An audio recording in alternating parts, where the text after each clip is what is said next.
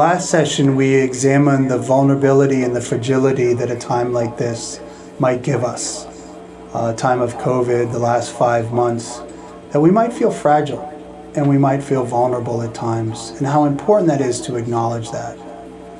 Today, we're going to look at the second part of this, which is our resiliency.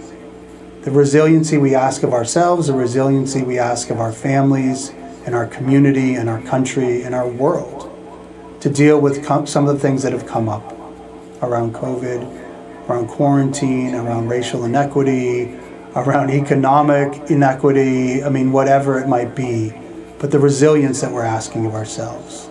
So I'm asking you get in a comfortable position with your feet on the ground and your hands in your lap, just gently in your lap, your spine straight, just holding your body up without any tension, and you gently close your eyes. And I'm going to have you breathe in on a 4 count and breathe out on a 4 count. Breathe in on a 4 count. Breathe out on a 4 count. Breathe in on a 4 count. And breathe out on a 4 count. And as you're breathing in and breathing out, I want you to think of a time in the last 5 months where you've called on your resiliency to bounce back, to pivot, to move in a different direction.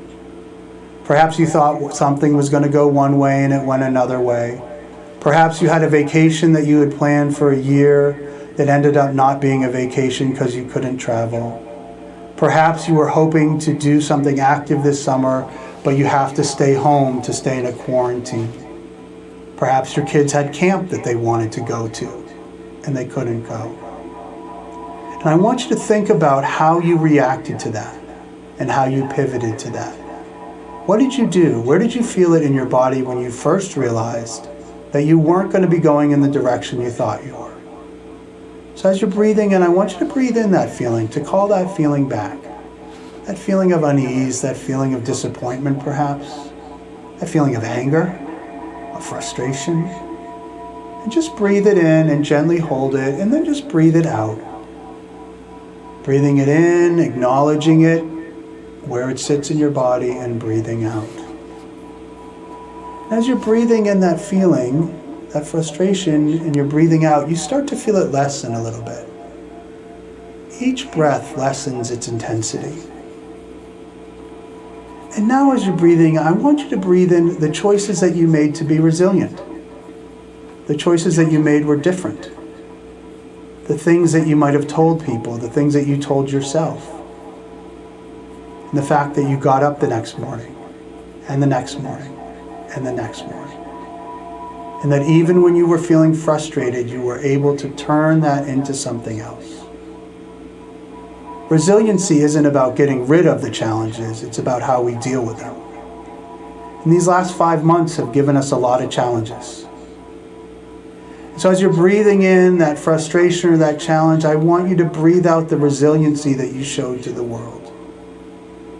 Breathing in the challenge, fueling your resiliency, your grit, your ability to change. As you breathe in, I want you to smile to yourself and be proud.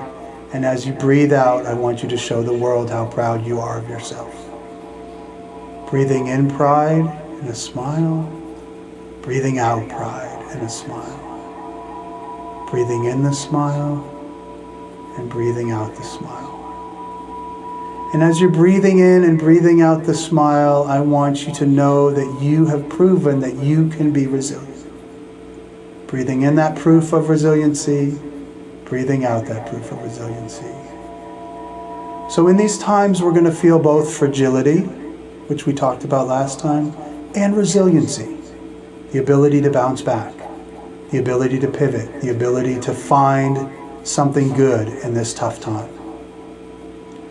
So we will move forward next time into talking about how we can flourish and lean into these times. But for now, I just want you to sit with this powerful resiliency that you've shown over the last 5 months, and that you're here today, and that we're here with you.